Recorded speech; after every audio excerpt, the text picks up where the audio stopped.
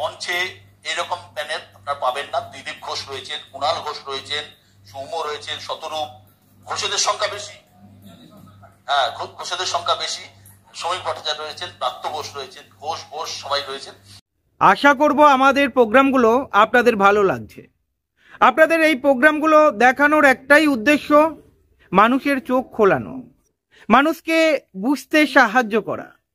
দেখুন বন্ধুরা, আমরা জানি কিছু জিনিস পুরনো হয়ে গেলে মানুষ আর মনে রাখে না, তাই রিমাইন্ড করানোর জন্যে আজকের এই ডিবেট শো আপনাদের কাছে উপস্থাপন করছি। নিউজ 18 বাংলায় একটা তর্ক সভা বলতে পারেন, যেখানে কুণাল ঘোষ উপস্থিত ছিলেন, দিলীপ ঘোষ উপস্থিত ছিলেন, বামেদের তরফ থেকে শতরূপ ঘোষ উপস্থিত ছিলেন, তৃণমূলের ব্রাত্য বসু শিক্ষামন্ত্রী উনি উপস্থিত ছিলেন এবং বিজেপির শ্রমিক ভট্টাচার্য উপস্থিত ছিলেন। একটা দারুণ তর্ক সভা জমে গিয়েছে। এই তর্ক সভাটা আপনাদের সামনে কিছু অংশ তুলে ধরছি, আপনারা দেখুন। ধরনের নির্বাচনী যে সন্ত্রাস এরকম নয় যে আমরা নিজেই হঠাৎ শুনছি, একদম এটা অতীতেও হয়েছে, কমানোর চেষ্টা হচ্ছে, বন্ধ হলে ভালো। চাকরি চুরি হঠাৎ শুনছি, শুনেনি সমানে। যদি দেখো, তুমি যদি ঠিক করো প্রশ্নকর্তাদের সময় কথা বলবে, উত্তরদাতাদের সময় প্রশ্নকর্তা বলে, তাহলে তুমি ছোট ছেলে, তাহলে এতটা বাঁচালতা ভালো নয়। হ্যাঁ, তো যাই হোক, এখন কথাটা চাকরি চুরি দাম জমানায় প্রত্যেকটা বাড়ি। তোমাদের সময় কম্পিউটার ছিল না, আপনাকে জেলে ঢোকালো কেন মমতা ব্যানার্জি? আরে মহা মুশকিল, মুডের উপরে ব্যাপার নাকি? না মুডের কেন, সেটা আমি শুধু এই টপিক নিয়ে আলোচনা করতে রাজি আছি। তুমি নাকি হোল টাইমার, তুমি বাবার টাকা দিয়ে 22 লাখ টাকা গাড়ি কিনেছো কেন? তারপর গরিবের নেতা সেজে বাড়াও। চাকরি চুরির টাকা কিনবো না, আপনার মতো চিটফান্ডের টাকা করেছো। আপনার গাড়ি শুধু কত কোটি টাকা বিজ্ঞাপন নিয়েছে, যত কোটি টাকার ইচ্ছে নিয়েছে। আপনি জেলে ঢোকান না, আপনাকে জেলে ঢোকালো কেন? মমতা ব্যানার্জি আপনাকে জেলে ঢোকালো কেন? আরে আমি তো ঘোষিতভাবে কত নিয়েছি। আরে আমি তো আপনার পক্ষে, আপনাকে জেলে ঢোকালো কেন? ডিফেন্ড করতে গেলে যদি আমি ভোট দেব, ভোট দেওয়ার পরে আমি যাকে ভোট দিলাম, আমি দেখলাম কিছুদিন পর সে জিতলেন, জেতার পর আমি দেখলাম কোন দল তাকে ডেকে নিলেন এবং যারা ডাকলেন তারা এসো এসো মালা পড়ো বলে গলায় মালা পরিয়ে তাকে ডেকে নিয়ে চলে গেলেন। এইটা করে আপনারা কি আমাদের মতো ভোটারদের অপমান করছেন না, যে দলগুলো নিয়ে নিচ্ছেন, অ্যাকসেপ্ট করছেন তাদের? এটা কিন্তু পলিটিশিয়ানরা শুধুমাত্র শুরু করেন, এটা শুরু করেছিলেন ভারতবর্ষে, আমাদের রাজ্যে প্রধানত একজন সুপারস্টার অভিনেতা, তার নাম মিঠুন চক্রবর্তী। ফলে এটা যে খালি রাজনীতিবিদরাই করেন তা বলা চলে না, এটা রাজনীতিবিদের বাইরে অন্য পেশা থেকে যারা এটা পশ্চিমবাংলার রাজনীতিতে মানে গুরুদেব লোক ছিলেন সুব্রত মুখার্জি, উনি শুরু করেছিলেন। তার থেকে আমি একটা কথা বলি, 34 বছর আমরা সরকার চালিয়েছি, আমাদের 100টা দোষ থাকতে পারে, কিন্তু কোনোদিন অন্য কোন দল থেকে জেতা কোনো পঞ্চায়েত মেম্বারের আমরা দল বদল করে একটা কথা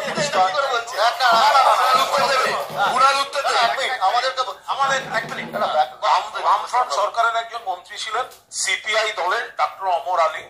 তাকে করাপশনের অভিযোগে সিপিআই তে কমিশন করা হয়, এক্সপেল করা হয়। তিনি বর্ষিয়ান নেতা। আপনাকে করাপশনের অভিযোগে তৃণমূল থেকে তাড়িয়ে দিয়েছিল, তাতে কি হয়েছে? তাড়িয়েছে, কি আছে? তাড়াইনি। আমি ওনার বার্তাকে ঘোষণা করেছিল। শোনো শতরূপ, তোমার যে কোনো ডিফেন্সে আসতে গেলে তোমায় আমার ব্যক্তিগত আক্রমণ করা হয়। ব্যক্তিগত আক্রমণ? আর তোমার কোনো অসুবিধা নেই। আপনারই বা সোমবার মেরে এত রাগ কেন? আপনার জীবনে ব্যক্তিগত ভাবে আমি সিপিএমের কথা বলবো। ওমর আপনি আমার বক্তব্য হচ্ছে, যদি হয়েও থাকে এই ট্র্যাডিশন শেষ হবে কবে? আপনি যে কথাটা বলেছেন, কথাটা আপনার সাথে সোনালী দেবী যে কথাটা বলেছেন, উনি কথাটা একমত আমরা। এই কারণে আপনি আরে আমার কথাটা উত্তর দিতে দিন। এবার ব্যাপার হচ্ছে যে পশ্চিমবাংলায় এই যে দলবদলটাকে প্রাতিষ্ঠানিক রূপ দেওয়া 2011 সাল আগে ছিল, ছুটপুট ছিল। 2011 সালের পর থেকে এটা একেবারে মানে অর্গানাইজ হতে হয়েছে। এই পলিটিক্যাল থেফট, তো রাজনৈতিক চৌর্যবৃত্তি। ভারতে দু ধরনের রাজ্য আছে। এক ধরনের রাজ্য ডাইরেক্ট ট্যাক্স, যেগুলো কেন্দ্রীয় ফাইন্যান্স কমিশন অনুযায়ী তারা নিট টাকা কেন্দ্রকে দেয়, অর্থাৎ কম ফেরত পায়, যেরকম পশ্চিমবঙ্গ, কেরল, তামিলনাড়ু, মহারাষ্ট্র ইত্যাদি। আর কিছু ধরনের রাজ্য আছে যারা কেন্দ্র থেকে টাকা পায়, মানে যত দেয় তার থেকে বেশি ফেরত পায়, যেরকম ইউপি, বিহার, রাজস্থান, মধ্যপ্রদেশ ইত্যাদি। 2026-এ আসন পুনর্বিন্যাস করার প্রতিশ্রুতি দিয়েছে ভারতীয় জনতা পার্টি। বর্তমানে পশ্চিমবঙ্গের আসন অনুপাত কেন্দ্রের মানে সর্বভারতীয় ক্ষেত্রে 42/543। এটাই কেন্দ্রে পশ্চিমবঙ্গের ক্ষমতা।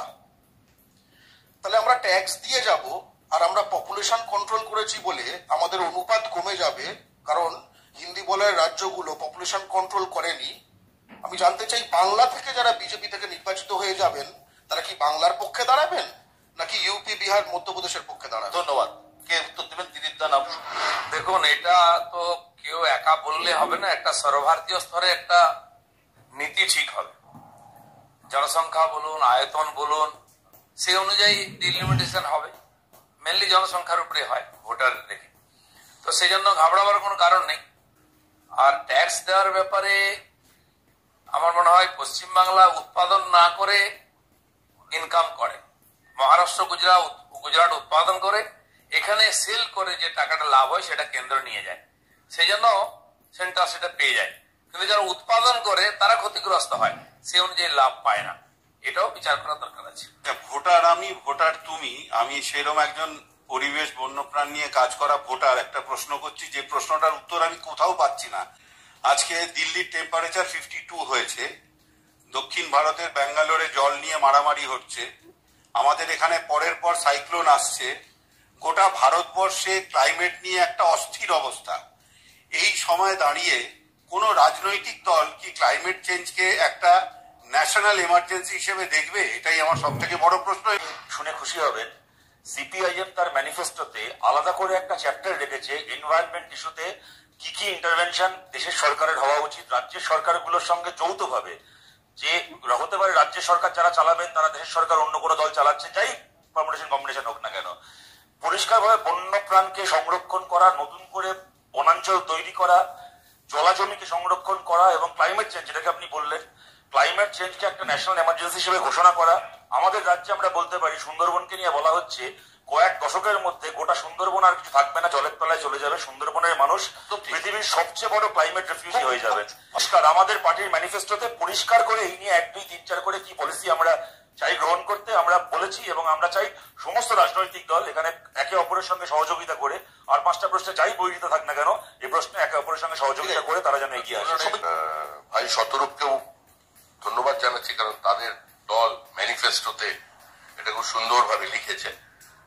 তার নতুন সরকার এলে 4 তারিখের পরে আমরা খুব দায়িত্ব নিয়ে সিপিআইএম এর ম্যানিফেস্টোতে এই পরিবেশ সংক্রান্ত যে বিষয় আছে ওটা যাতে ইমপ্লিমেন্ট করা যায় এবং বিষয়টা যাতে দলমত নির্বিশেষে সকলকে এক জায়গায় নিয়ে গিয়ে বিভাজনের ঊর্ধ্বে উঠে যাতে ওই ম্যানিফেস্টের লেখাগুলো পড়ে যাতে ইমপ্লিমেন্ট করা যায়, তার জন্য আমরা অবশ্যই চেষ্টা করব। দেখুন, অত্যন্ত গুরুত্বপূর্ণ বিষয় এবং যেসব ইস্যুগুলো সামনে আসে এটা ঢাকা পড়ে যায়, যখন আমরা বিপদে পড়ি তখন সামনে আসে। আমি এটুকু বলতে পারি, সর্বভারতীয় তৃণমূল কংগ্রেস সুন্দরবনে যা যা করার দরকার, আরো বৃক্ষরোপণ যেখানে দরকার, জঙ্গল যেখানে বাড়ানো দরকার, বন্যপ্রাণ সংরক্ষণে যা যা করার দরকার নিশ্চিতভাবে করছেন, কিন্তু আরো বেশি করে আরো বৃহৎ আকারে কিভাবে করা দরকার নিশ্চয়ই সব দল একসঙ্গে মিলে একটা। আমি মমতা ব্যানার্জির একটা বক্তব্য শুনছিলাম, উনি মঞ্চ থেকে দাঁড়িয়ে বলছেন যে মিমি চক্রবর্তী অভিনেত্রী, তাই উনি কোনো কাজ করতে পারেনি। আমি ক্ষমা, তাইটা বলেননি, তাইটা বলেননি। উনি বলেছেন যে মিমি চক্রবর্তী, আপনার সঙ্গে এক মিনিট প্লিজ একটু বলতে দিন, আমি ভুল হলে আপনি শুধরে দেবেন। উনি বলেছেন যে মিমি চক্রবর্তী অভিনেত্রীতে অনেক কাজ উনি করতে পারেননি, তাই আমি সায়নী ঘোষকে সামনে ঠেলে দিচ্ছি। আমি বলছি সায়নী ঘোষ কি তাহলে অভিনয় ছেড়ে দেবেন? কারণ সায়নী ঘোষ তারপরেই একটা ডিজিটালে ইন্টারভিউ দিয়ে বলছেন অভিনয় হচ্ছে ওনার প্রথম ভালোবাসা এবং তার রাজনীতি হচ্ছে তার শেষ ভালোবাসা। আমার প্রশ্নটা আমি শেষ করছি এটা দিয়ে। মুখ্যমন্ত্রী কবির সুমনকে টিকিট দেওয়ার পরেও উনি ক্ষমা চেয়েছিলেন, মিমিকে টিকিট দেওয়ার পরেও ক্ষমা চাইলেন, 5 বছর পরে কি সায়নী ঘোষের জন্য ক্ষমা চাইবেন? তৃণমূল কংগ্রেস তার জন্মলগ্নের প্রথম ইলেকশন 1998 থেকে বিভিন্ন পেশার মানুষকে প্রতিনিধিত্বে এনেছে। এবার শতাব্দী রায়ের মতো সাকসেসফুল অভিনেত্রী এবং পরিচালক, যার 4র্থ টার্ম হতে চলেছে এমপি হিসেবে, 3 বার হয়ে গেছে, 4র্থ টার্ম হতে চলেছে। এরকম আরো একাধিক অভিনেতা, অভিনেত্রী, চিকিৎসক, খেলোয়াড়, তাদের মধ্যে অনেকে ভালো কাজ করেছেন, আবার কয়েকজন সেইভাবে সাকসেসফুল হননি। তেমনি আবার হোল টাইমার রাজনীতিবিদ, তারা অনেকে ভালো এমপি হয়েছেন, আবার হোল টাইমার রাজনীতিবিদ হয়েও ভালো পারফর্ম করতে পারেননি। এটা সব ক্ষেত্রে আছে। ফলে এরকম একজনকে বেছে নিয়ে সেটার উপর দাঁড়িয়ে প্রশ্নের কোনো প্রাসঙ্গিকতা আছে বলে মনে করি। এই ভোটার আমি, ভোটার তুমি, ভোট দিয়ে যাচ্ছে না থেকে আমি বলছি প্রাসঙ্গিক হবে এটা যে জীবন জীবিকা দিয়ে যাইছে না। আমরা যারা এই রাত পহলে ভোট দেবো তাদের মধ্যে কয়েকটা খণ্ডচিত্র আমি যদি বলি, ধরুন যারা গৃহ পরিচারকের বা পরিচারিকার কাজ করেন তারা সকাল সকাল কাজ করে ওই বাবুর বাড়িতে কাজ করতে যাবেন। আর কিছু বাবু আছেন যারা অর্থনৈতিকভাবে অনেকটাই সক্ষম, তারা হয়তো ভোটের দিনটা ছুটি হিসেবে নিজেকে মানে ছুটির আনন্দে মাতিয়ে দেবেন। কিন্তু দুজনে কিন্তু একই বাজারে বাজার করবেন। এই বাজারে কিন্তু দ্রব্যমূল্য বৃদ্ধি সেটা অসহনীয় জায়গায় আছে। এবং আজকের দিনে যারা রাজনৈতিক আলোচনা করছেন তাদের সবার কাছেই বলছি, এই দ্রব্যমূল্য বৃদ্ধিটা হচ্ছে একটা চ্যালেঞ্জ, যেখানে কিন্তু এই প্রত্যেকটা বাড়ির লোকই বাজার করেন, গৃহ পরিচারক বা পরিচারিকাও যে বাজারে বাজার করেন, যে দামে আলু কেনেন, যে দামে রসুন কেনেন, সেই বাড়িতে যারা মানে গৃহ প্রভু আছেন তাদের সমান। সেই জায়গা থেকে দাঁড়িয়ে দ্রব্যমূল্য বৃদ্ধি এবং বেকারত্ব, যারা মেয়র রোডের ধারে বসেছিলেন বা যারা হতাশাগ্রস্ত হয়ে পড়েছেন, তাদের ক্ষেত্রে এই সরকারে যারাই থাকবেন, এই চাকরি দেওয়ার জন্য সরকারের কি প্রবণতা থাকবে, আগামী প্রজন্ম তারা কি পাবে? কারণ এই 2014 থেকে আজকে দিন দেখতে দেখতে 2047-এ বিকশিত ভারত অনেকটা সময়, সেই 33 বছর 34 বছর। দ্রব্যমূল্য বৃদ্ধি সমস্যা তো আজ নয়, স্বাধীনতার পর থেকে যখন থেকে সরকার হয়েছে তখন থেকে। হ্যাঁ, কখনো বাড়ে কখনো কমে, কিন্তু হিসাব বলছে দ্রব্যমূল্য বৃদ্ধি তার যে সেন্সেক্স ইদানিং কালের মধ্যে সারা বিশ্বে বা আগের সরকার ভারতবর্ষে তার চেয়ে কম অবস্থায় আছে এখন ভারতবর্ষে, যেটা ইন্ডেক্স। তো সেই জন্য পরিস্থিতির কারণে যুদ্ধ বা করোনা ইত্যাদির জন্য কিছু তো সমস্যা হয়েছিল, অস্বীকার করা যাবে না। সেখানে কেন্দ্র সরকার বাড়ি বাড়িতে চাল ডালের ব্যবস্থা করছেন, অন্যান্য চিকিৎসা সুবিধা দিয়ে মানুষের কষ্ট কম করার চেষ্টা করছেন। পেট্রোল ডিজেলের দাম বাড়ছে, সবটা আমাদের হাতে নেই। অন্যান্য দেশের 50% বেড়েছে, আমাদের 20-25% বেড়েছে। তো সেটা সমস্যা চলতে থাকবে, সমাধানের চেষ্টাও চলতে থাকবে।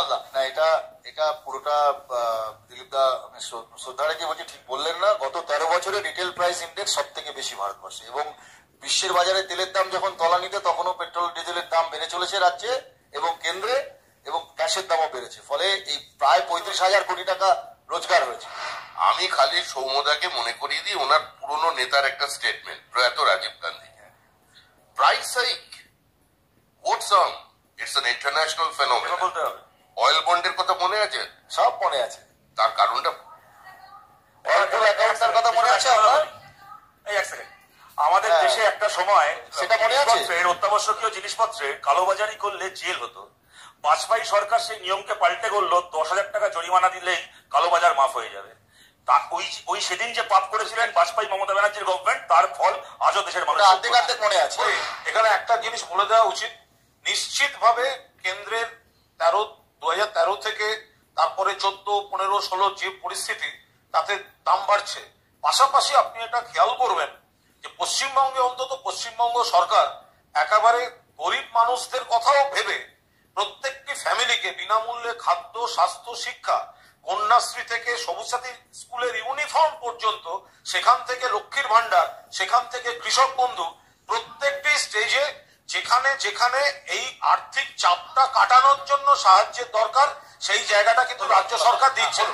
আমার প্রশ্ন ছিল বিজেপির কাছে যে অয়েল পুল অ্যাকাউন্টটা তৈরি হয়েছিল 47-এর পর দেশের এমার্জেন্সির জন্য, এমার্জেন্সি লাগলে এই টাকাটা ইউজ করা হবে, যে 60,000 কোটি টাকা, সেটাই তো বলছি 60,000 কোটি টাকা সেটাতে ছিল। অটল বিহারীজি এসে উনি অয়েল পুল অ্যাকাউন্টটা ক্লোজ করে অয়েল বন্ড চালু করলেন। সেই অয়েল পুল অ্যাকাউন্টে 60,000 কোটি টাকার হদিশ আজ অব্দি পাওয়া যায়নি। সেই তথ্য নেই, নথি নেই, কিছু নেই। সেটা কোথায় গেছে বিজেপি সরকার বলতে পারবে কেন? আরেকটা তদন্ত দরকার। আবার বাজপেয়ী